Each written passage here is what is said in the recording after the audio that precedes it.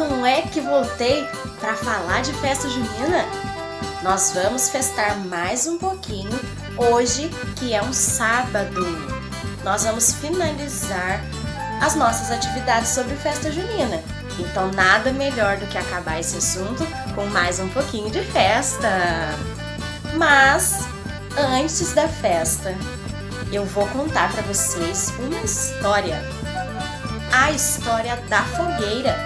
Vocês sabem por quê que toda festa junina tem uma grande fogueira? É isso que eu vou contar hoje para vocês. Um tempo atrás, existiu Isabel e existiu Maria. Maria, mãe do menino Jesus. E Isabel era a prima de Maria. As duas se gostavam muito, conversavam a tarde toda, passavam as tardes, uma visitando a outra, sempre para colocar o papo em dia. Até que certa vez, elas descobriram que as duas estavam grávidas. Maria estava grávida do menino Jesus e Isabel estava grávida de João Batista. Chegou a hora de Maria ir embora. Isabel já tinha uma grande barriga e Maria perguntou para ela: "Mas Isabel, como ficarei sabendo se você tiver essa criança?" E Isabel teve uma ideia muito inteligente. Ela disse para Maria: "Já sei o que farei, minha prima.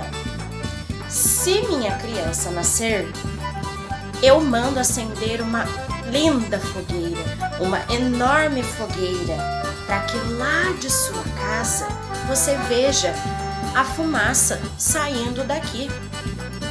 Também mandarei erguer um mastro com um boneco enrolado lá na ponta e você saberá que João Batista veio ao mundo." Maria sentiu-se mais tranquila e foi embora para sua casa.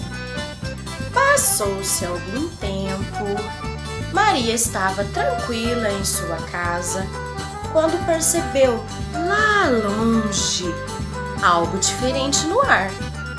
Ela prestou bastante atenção e viu que era fumaça. E logo depois começou a aparecer uma mancha, uma luz vermelha. Maria então entendeu que era uma fogueira, simbolizando o nascimento de João, filho de sua prima Isabel. Desde esse dia, os aniversários de João Batista foram comemorados com uma fogueira. E até hoje nós seguimos essa tradição, acendendo uma linda fogueira nas noites de São João.